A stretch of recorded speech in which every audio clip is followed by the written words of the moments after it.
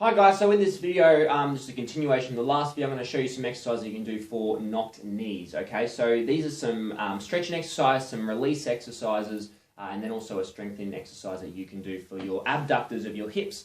So we'll start with basically a myofascial release. So if you have a foam roller, or if you have a tennis ball, or something that you can just compress into your inner thigh for those adductors. So basically, if you're using a foam roller, what you want to do is you want to lie down, and you just want to be placing the inner thigh onto that foam roller and just compressing it, and then just rolling on that inner thigh for about 3 to 4 minutes on each side, and do this a couple times a week and do it for a couple of weeks. Okay, so that's one exercise you can do, and you want to sort of go through the whole range of that inner thigh, all those connective points of those particular adductor muscles, all the way through. Do that on both sides.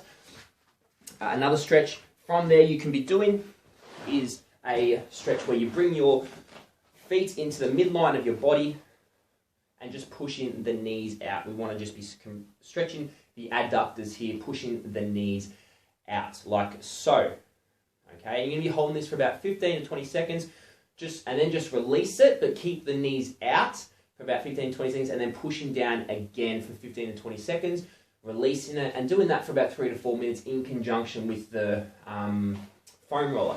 Another stretch you can do is when you're sitting up nice and tall, like so, you have one leg out as far as you can, and you're just pushing the hip down. Okay, so you're pushing the thigh down to stretch the inner part of your thigh here, and do that about 30 seconds on one side, 30 seconds on the other, 3 to 4 times. So those are 3 stretches that you can do, and do that 3 to 4 times a week for a couple of weeks, and then we progress into some strengthening exercises, in particular for our abductors. Okay, so I'll show you one also for our quad that we can do. So for our quad, we'll start with this one.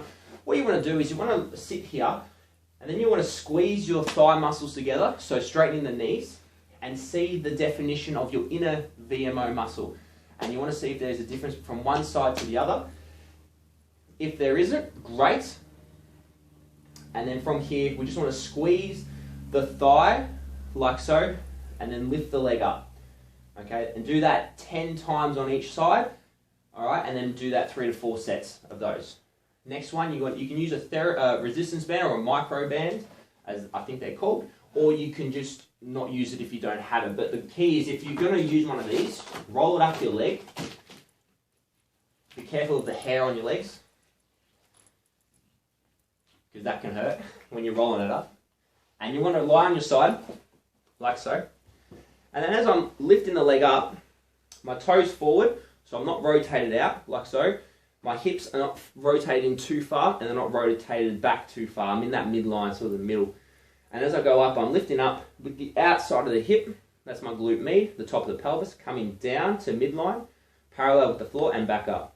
I'm going to hold it for a second, come back down, back up. Don't go all the way down, just to the middle, back up again. Okay, do that 10 to 15 times each side, 3 to 4 sets of those on each, and then do that for 2 to 3 weeks, strengthening up your hips. So there you have it, guys. There are some stretching exercises for your muscles on the inside, and also some strengthening exercises for your VMO on the top, and also your glutes medius. Hope that helps.